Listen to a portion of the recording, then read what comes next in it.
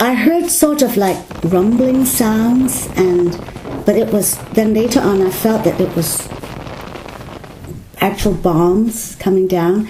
And I heard my mother and my father talking, and they said something about we're at war. Because prior to that, my father got a telephone call, and he was in the volunteer corps at the time, and in the defense force in Hong Kong. And he got a telephone call, and I heard him telling my mother something about he had to go because we're at war. And my first impression was I was so frightened, because prior to that, we had pictures and I don't know, maybe we saw movies of war in Germany, and people were just being killed. So my first impression was we're all going to die. And I was really frightened. That was my first thought. Well, like Vilma said, our father was in the Hong Kong Volunteer Defense Corps, which is analogous to the National Guards here.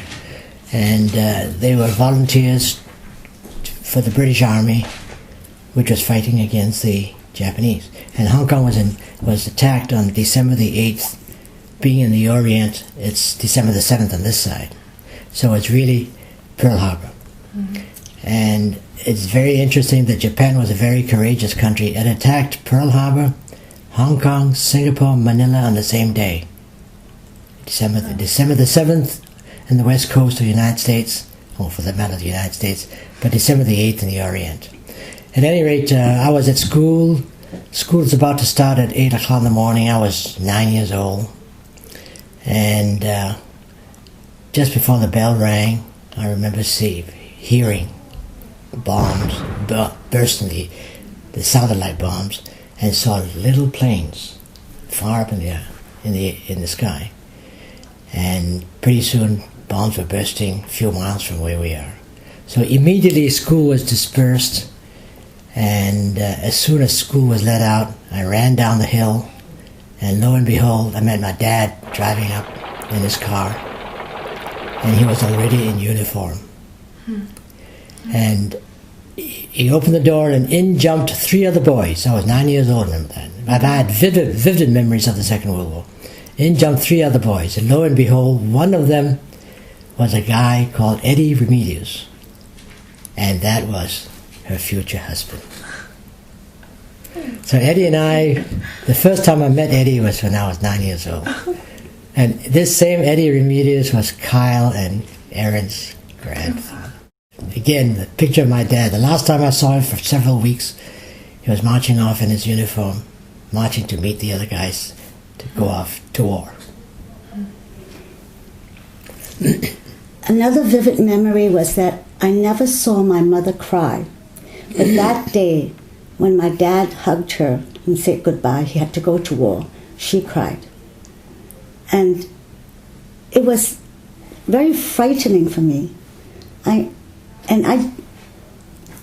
couldn't quite comprehend what was... I knew that there's something terrible happening, and I knew it was war, but I didn't know how an adult would feel. And it was a very troubling time. And we heard the sirens right after the bomb. We could hear this bombing coming far away in a very muffled sound, but then it got closer and closer. Then the air raid signals, the sirens would go. But prior to that, we knew that we were living on a sort of a hill. Our house was on a hill. And on the side of the hill, they were building tunnels, air raid shelters.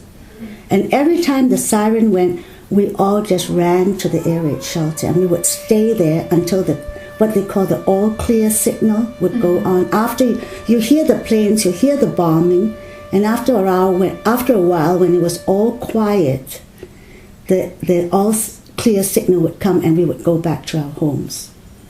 Wow. And we were lucky that none of our homes were bombed, but there were others that were bombed. Food was scarce. My grandmother had to sell her jewelry to get money to buy food. Because remember, the men were all imprisoned as POWs. Right. and this was left to the women and the children to survive somehow. I remember then after a year or so, about 1943 or 44, we moved to Macau as refugees. Macau is a Portuguese colony, and we are of Portuguese descent.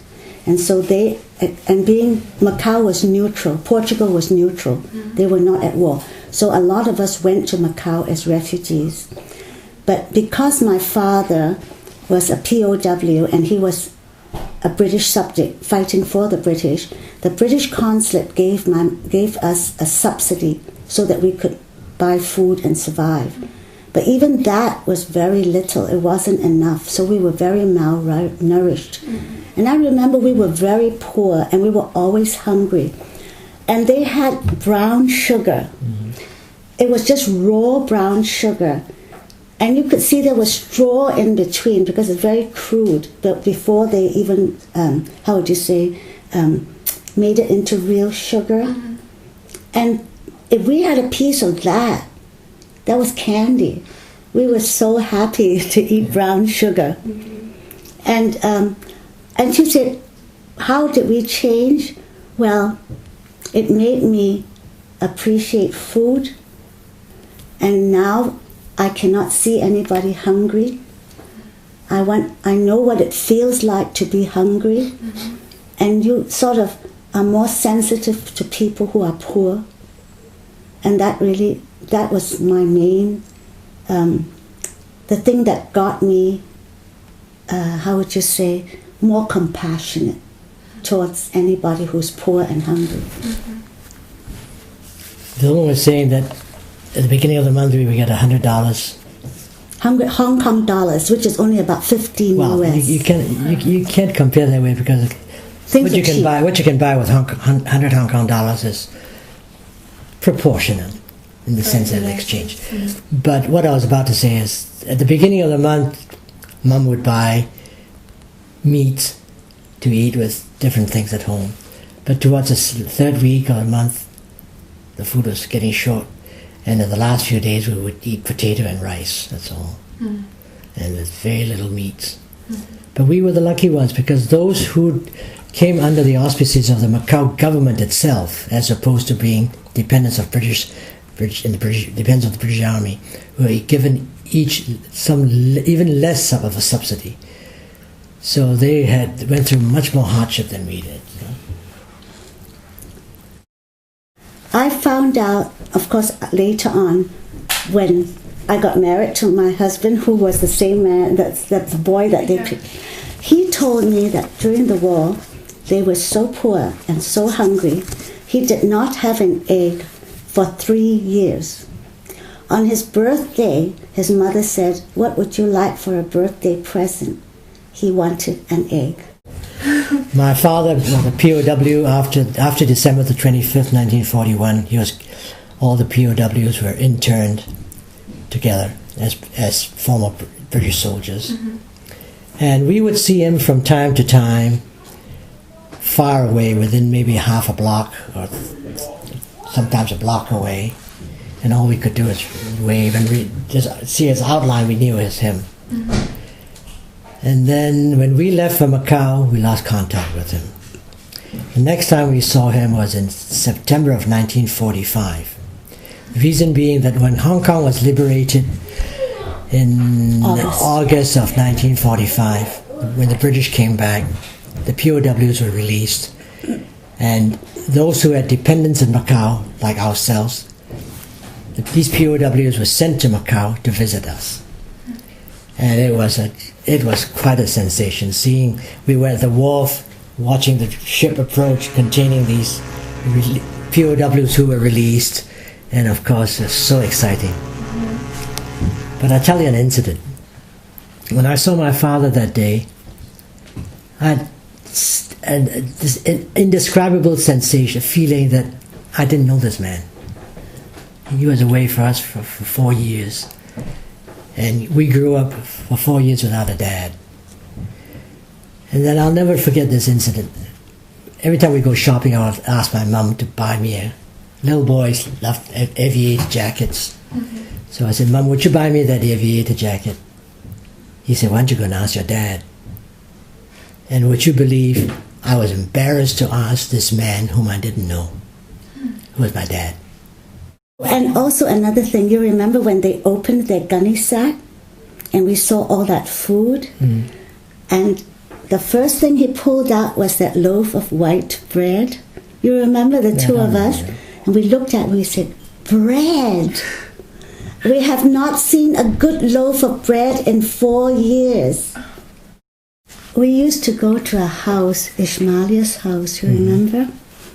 And we would listen to the radio. And we knew that the war was ending because, you know, they had radios but it was underground. We would listen to the news. I remember, you know, all the adults, like my mother and my uncles and aunts and all. And of course, we being kids, we had to go along. We couldn't be left alone. And we would listen. And we remember we heard MacArthur's speech. And MacArthur, and he was in the Philippines, and he left the Philippines, but he says, I shall return. Well, another story was that some friends of ours had this underground radio, and on the 8th of May 1945, when Europe fell, it was VE Day, Sir Winston Churchill, the great Churchill, spoke, and his last words were, and to you, people of the East, liberation is at hand. We are coming. I get very emotional when I hear things. We were just waiting to be liberated. Again, another day I'll never forget is 15th August 1945, which is the 14th of August in the United States. VE Day, VJ Day, Victory over Japan. We were in Macau. And the moment the news broke out, the Chinese people in Macau were just throwing firecrackers up in the air and just celebrating like wild. And the police would come. It's illegal to throw firecrackers in the air. They would just pay their fine and get out burning again. It was such an event. And you remember we went to church and all the church bells were ringing. Oh, it was peace on earth. Firecrackers and church bells, and people were just screaming and yelling, jumping in the streets, hugging. I mean, no emotion was held back. It was such a happy day.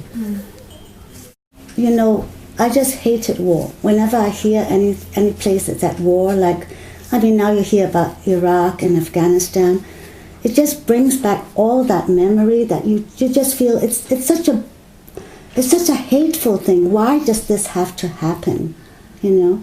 And war is terrible. I mean, it seems senseless. Why do human beings have to fight and kill one another?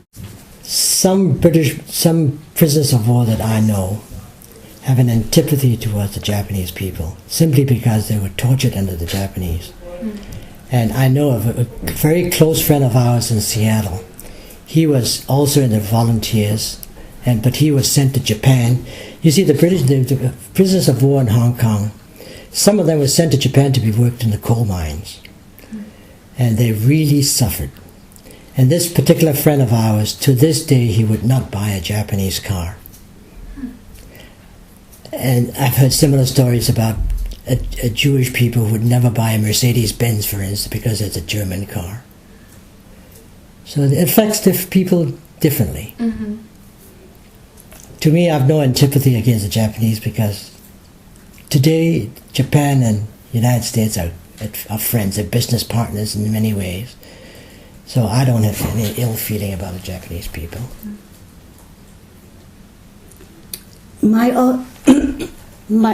Also, another feeling that I have is forgiveness.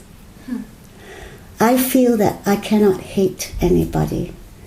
I feel that even though if I was hurt so badly, if I can't forgive that person, I am not at peace.